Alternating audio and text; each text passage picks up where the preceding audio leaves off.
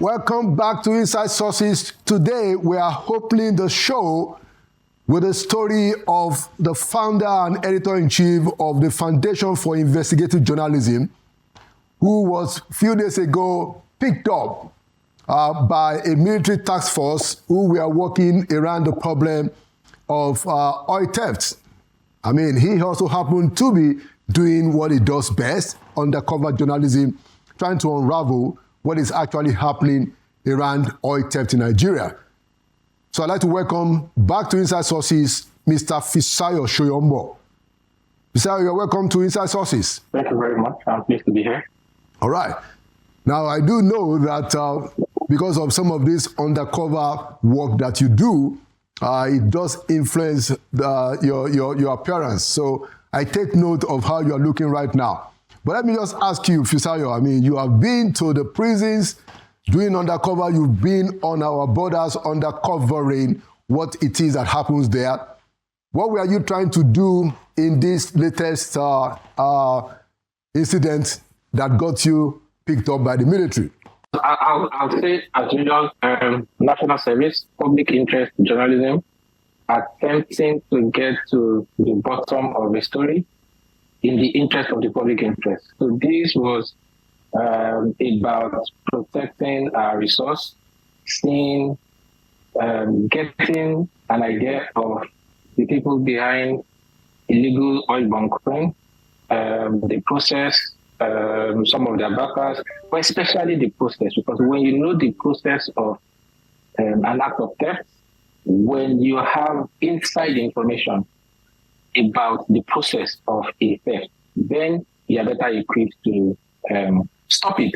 So I mean, if I'd finished before the army, found me, I would eventually have gone back to them to say, these are my findings, what do you have to say?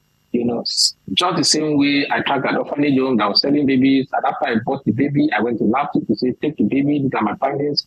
So I would have done that, but the military found me at the scene of a bunkering site and arrested me. Of course, because of the circumstances of the arrest, the number of security operatives who were there, my knowledge of how illegal oil bunkers were compromising security operatives, I played along for some hours.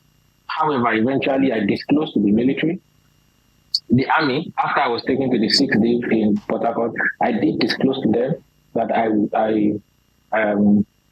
was doing undercover reporting, showed them evidence of my previous works. To my surprise, they held me for 3 days incommunicado. The only reason I'm out is that the news filtered out. If the news hadn't filtered out, I would still be in detention by now. Mm. Well, I mean, that's an important element of the whole story.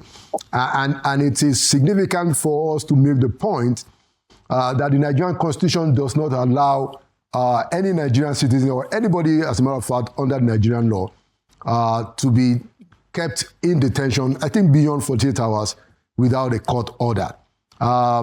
Well, so it's a good thing that you are out after 3 days, but it's important to make that point. Now, but let me ask you, Fisayo, when they picked you up, what did they say? How did it go? First thing is that the army released a statement to say they arrested some suspects, and I was one of them. The army did not arrest suspects. The army did not chase me and arrest me. They got to the scene. I didn't know who was who, so I docked somewhere. And then they passed. After like 30 minutes, I heard voices. I thought the conversations were going on. They flashed the torch in my direction, and I came forward. It's not like the army, apprehended me and others. I was the only person they left that scene with. The spokesman or the acting spokesman has gone to say I was arrested with suspects. That is bare-faced lie. I was the only one they left with, and I came forward. Sorry. So they didn't arrest any other person? No. They did not arrest any other person. In fact, they would have left with nobody if I did not voluntarily come out.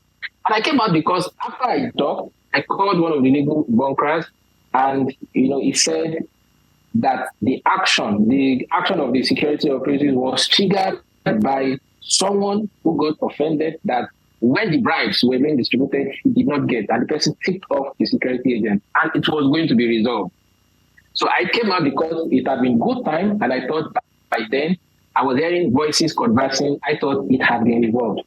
Most important point to make is that illegal oil bunkers bribe security operatives across the different, security agencies, bribe them to make the bunkering happen. That's the real story. The fact that those who should be ending bunkering are partners, collaborators, allies of illegal oil, of those involved in illegal oil bunkering. And that's why I could not carry the military along, the army along, which I understand number one reason they were offended that you can't be doing this kind of project and we are not involved. But the thing is, I know already that across different security formations, officials get bribed to look the other way. As a matter of fact, the people who picked me up, one of them went back to say that the operation would have succeeded if not for that person that was offended. Some of them knew about it. And guess what? I didn't tell the people who, picked me up initially that I was a journalist. I played along until I got to a place where I thought they were higher officers. It was then the headquarters. It was the 6th day, and they were grilling me. And every single thing I told them between Wednesday evening and Friday evening, every single thing I told them. The moment I was released, these bunkers had all the information. These illegal bunkers who knew absolutely nothing about me. By the time I got out on Friday, they were telling me, we didn't know. They said that you are an investigator. In fact, they were sending us your profile. This is what you said. This is the person you mentioned. This is who you are. These are the interviews you granted certain TV stations that we've gone to watch.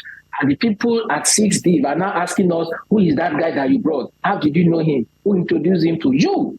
So the illegal bunkers, they got all the information that you shared with the military everything after your arrest. Me. Yes, everything about me. These people were telling me who I was. And I was in detention. I didn't speak to anyone else. As a matter of fact, they did not give me a phone to call anyone until Friday evening, just before my release. How did the illegal bunkers then know everything about me? Which then vindicates my decision to not involve the army from scratch.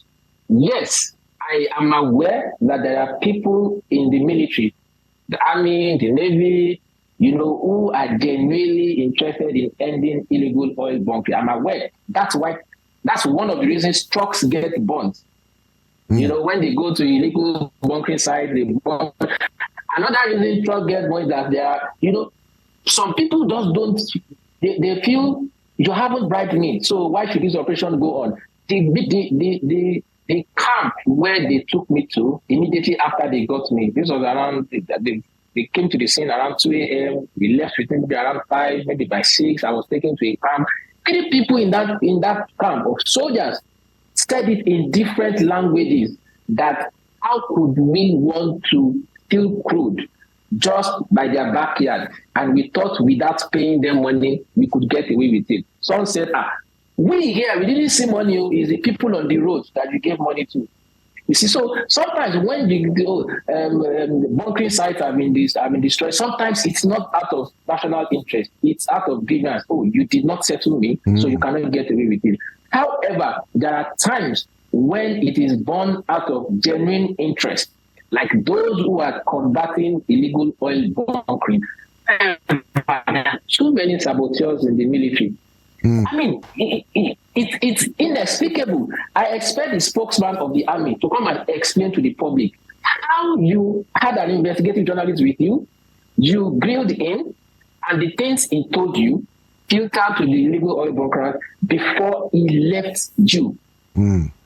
It's damning. It's difficult for me to believe. It's damning, And then when security agencies, complain about investigative journalists, this is why. So how do I trust you? How do we trust you? I left there having conversation with certain people about, maybe my work can be okay. Maybe I can believe you are trying to solve 1 or 2 problems, but however way I can help. But now I feel so differently from how I left. I'm so disappointed that I left and I was put in harm's way. Smugglers knew everything about me. Simply because Anyway, I spoke to people who should be interested in ending bunkering after they got me. Anyway, thank you so much, Mr. Soyombo, for your work. And good thing you did say that you found out that there were interests within the military in this particular instance who are really trying to fight this thing honestly. We hope that such persons will rise to the top and deal with this very difficult and very embarrassing problem of our country. And thank you for your work, the very dangerous work that you do. We are happy that you are out, and we hope that this problem of oil theft is going to be sorted out. And we can't ask you to stay out of trouble, Fisayo, but we will be watching your back. Thank you for coming to Inside Sources. Thank you, Anna, for inviting me. All right. So, and there you have it. But now we are going to another segment of the program today, where we will be going into some details around the idea of elite consensus. Inside Sources will be right back.